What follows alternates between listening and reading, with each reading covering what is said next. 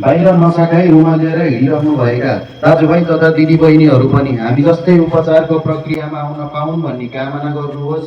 बाहिर नसा खाई मृत्यु भइसकेका ज्ञात तथा अज्ञात व्यक्तिहरूलाई सम्झी एकैछिन मौन धारण बस्नुहोस्। आजको दिन नसारहित राम्रोसँग बित्यो भने भोलिको दिन अझै योभन्दा राम्रोसँग बित्योस् भन्ने आफ्नो उच्च शक्तिसँग कामना गर्नुहोस् र हुन गइरहेको ओपन सेन्ड्रेडी प्रेमा मलाई स्वच्छ मनले साथ दिनुहोस्।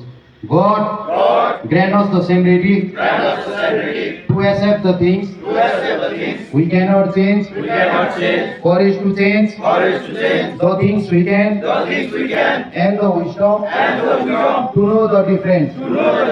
Jai Ho's family. Coming back, bro.